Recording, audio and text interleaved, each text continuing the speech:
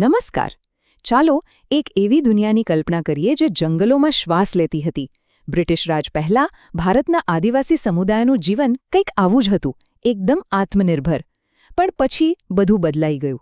આજે આપણે એ જ ગાથા સમજવાના છીએ, જે માત્ર શોષણની નથી પણ એની સામે અદમ્ય હિંમત અને પ્રતિકારની પણ છે. તો સવાલ એ થાય કે આ બધો બદલાવ આવ્યો એ પહેલાં શું હતું? બ્રિટિશ શાસન પહેલાં જંગલોમાં રહેતા આ સમુદાયોની દુનિયા ખરેખર કેવી દેખાતી હતી? ચાલો એમના જીવનને થોડું નજીકથી જોઈએ. જુઓ, અહીં બે અલગ અલગ દુનિયાનો ટકરાવ દેખાઈ રહ્યો છે. એક તરફ છે આદિવાસીઓનું પરંપરાગત, કુદરત સાથે જોડાયેલું વિશ્વ, અને બીજે તરફ બ્રિટિશરો દ્વારા લાવવામાં આવેલા મોટા પાયે ઔદ્યોગિક ફેરફારો. આ બે દુનિયા જ્યારે સામસામે આવી ત્યારે એ માત્ર એક બદલાવ નહોતો, એક મોટા સંઘર્ષની શરૂઆત હતી. તો ચાલો પહેલાં એ આત્મનિર્ભર દુનિયામાં પાછા ફરીએ. બ્રિટિશ શાસન આવ્યું એ પહેલાં આ સમુદાયો જીવતા કેવી રીતે હતા? એમની સામાજિક વ્યવસ્થા અને રોજિંદા જીવનનો આધાર શું હતો? એમની જીવનશૈલીમાં ગજબની વિવિધતા હતી, ખબર છે? કેટલાક સમુદાયો ઝૂમ ખેતી કરતા હતા, એટલે કે જંગલના કોઈ એક ભાગને સાફ કરે, ત્યાં ખેતી કરે અને પછી જમીનને આરામ આપવા નવી જગ્યાએ જતા રહે. ઓરિસ્સાના ખોંડ જેવા સમુદાયો તો શિકાર કરીને અને જંગલમાંથી ફળ ફૂલ ભેગા કરીને જીવતા હતા. તો વળી કેટલાક પશુપાલકો હતા અને ઘણા સમુદાયો એક જ જગ્યાએ સ્થાયી થઈને ખેતી પણ કરતા હતા. અને હા, એક વાત સમજવી બહુ જરૂરી છે. એમના માટે જંગલ એટલે માત્ર લાકડા કે ફળો મેળવવાની જગ્યા નહોતી.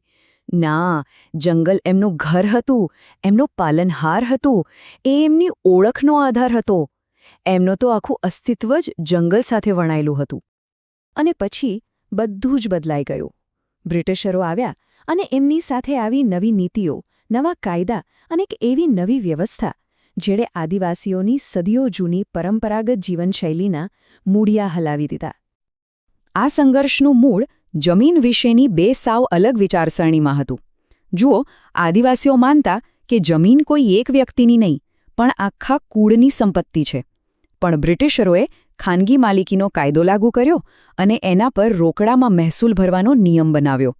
આ એક એવી સિસ્ટમ હતી જેણે આદિવાસીઓના જીવનને તહસ-નહેસ કરી નાખ્યું. અને આ નવી વ્યવસ્થા સાથે આવી મુસીબતોની વણઝાર. રોકડમાં મહેસૂલ ચૂકવવા માટે આદિવાસીઓને શાહુકારો અને વેપારીઓ પાસે જવું પડ્યું, અને એ લોકો એમને દેવાના બોજ નીચે દબાવતા ગયા. ધીમે ધીમે એમની જમીનો એમના હાથમાંથી સરકવા લાગી. અને જાણે આટલું ઓછું હોય, બ્રિટિશ સરકારે નવા વન કાયદા લાવીને એમને પોતાના જ ઘરમાંથી, એટલે કે જંગલમાંથી જ બહાર કરી દીધા. પણ આ સમુદાયો ચૂપચાપ બધું સહન કરનારા નહોતા. આ અન્યાય સામે આખા ભારતમાં પ્રતિકારની આગ ભભૂકી ઉઠી. એમણે પોતાની રીતે જવાબ આપવાનું નક્કી કર્યું. અને આ કોઈ એકાદ બે જગ્યાએ બનેલી ઘટના ન હતી. આ તો એક લાંબી અને વ્યાપક લડાઈ હતી. 1831માં કોલ સમુદાય બળવો કર્યો, પછી 1855માં સંથાલ વિદ્રોહ થયો. વાત અહીં અટકી નહીં. છેક 1910માં મધ્ય ભારતમાં બસ્તરનો બળવો થયો અને 1940માં મહારાષ્ટ્રમાં વારલી વિદ્રોહ.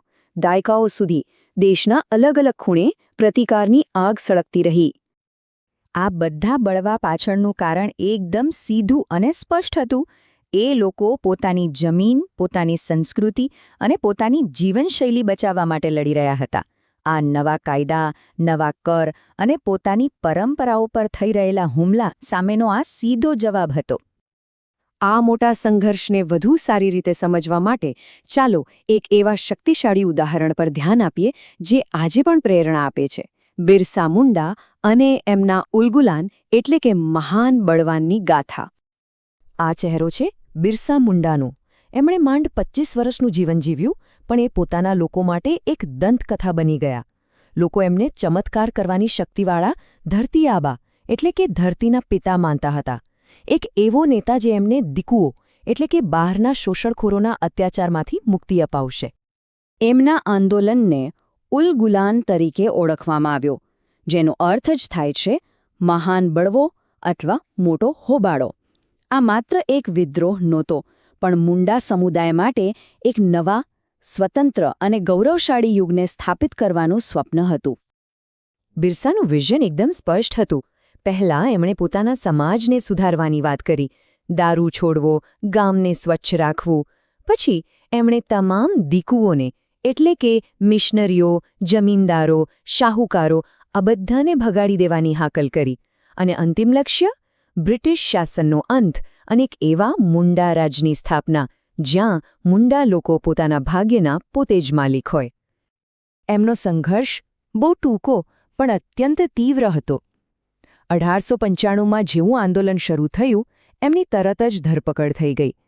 1897માં જેલમાંથી છૂટ્યા પછી એમણે ફરીથી લોકોને ભેગા કર્યા, પણ 1900માં એમની ફરી ધરપકડ થઈ અને કોલેરાને કારણે જેલમાં જ એમનું દુઃખદ અવસાન થયું. બિરસા મુંડાનું અવસાન થયું, પણ શું એમનું આંદોલન પણ એમની સાથે જ ખતમ થઈ ગયું? જરાય નહીં. એમના બલિદાનનો ખૂબ ઊંડો અને લાંબા સમય સુધી ટકી રહે એવો પ્રભાવ પડ્યો. બિરસાનું બલિદાન વ્યર્થ ન ગયું. એમના ઉલગુલાને બ્રિટિશ સરકારના પાયા હલાવી દીધા. હવે એ લોકો આદિવાસીઓના અવાજને નજરઅંદાજ કરી શકે એમ નહોતા.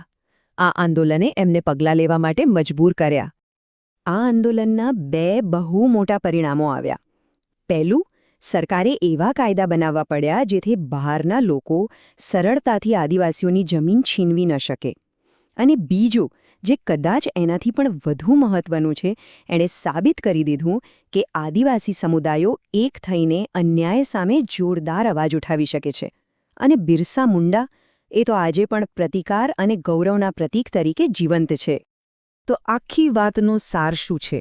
જમીન, સંસ્કૃતિ અને પોતાની ઓળખ માટેની આ લડાઈ શું માત્ર ઇતિહાસના પાનામાં જ રહી ગઈ છે? કે પછી આજે પણ દુનિયાના ખૂણે ખૂણે આવા સંઘર્ષો કોઈને કોઈ સ્વરૂપે ચાલી રહ્યા છે? આ એક એવો સવાલ છે જે બિરસા મુંડાની આ ગાથા આપણી સામે મૂકીને જાય છે.